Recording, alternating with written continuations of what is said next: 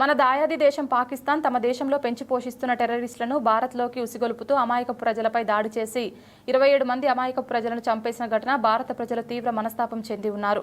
అంతేకాక టెర్రరిస్టులు మన దేశానికి సవాల్ విసిరారు. ఈ సందర్భంలో భారత ప్రభుత్వం కాశ్మీర్లోని పీఓకి లేని పాకిస్తాన్లోని టెర్రరిస్టు స్థావరాలపై విరుచుకుపడి వాళ్ళ స్థావరాలను నామరూపాలు లేకుండా చేసింది.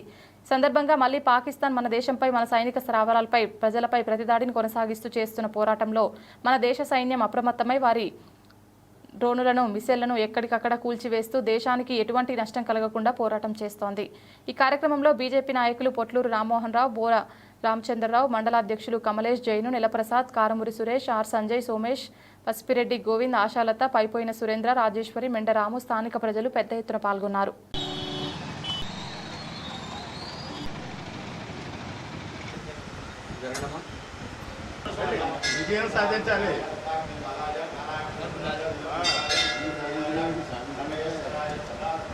ఏది ఏమైనా కంటిన్యూస్గా ఉన్నాయి కదా.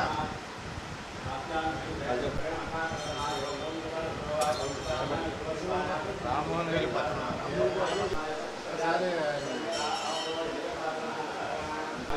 హర హర శంకర, జయ జయ శంకర, హర శంకర, జయ జయ శంకర, జయ జయ శంకర, హర హర శంకర, హర హర శంకర.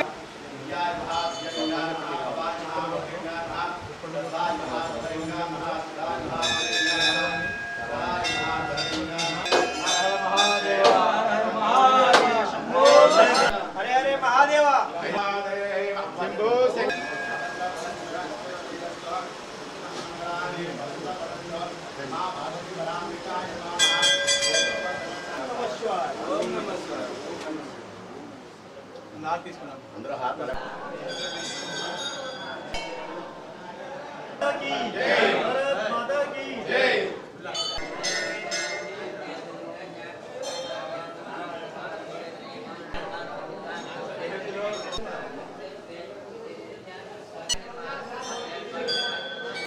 దేశంలో ఉన్నటువంటి పరిస్థితులు గమనిస్తే మన పొరుగు దేశమైనటువంటి పాకిస్తాన్ మన మీద అకారణంగా యుద్ధం లాంటిది ప్రకటించుకొని ఇక్కడ ఉన్నటువంటి అమాయక ప్రజల్ని ఏ రకంగా అయితే మనం పహల్గాంలో దాడి మొదలుపెట్టి 20 మందిని చంపడం జరిగిందో ఆ తర్వాత భారతదేశ చర్యల్ని యావత్ ప్రపంచం అంతా కూడా హర్షిస్తుంది.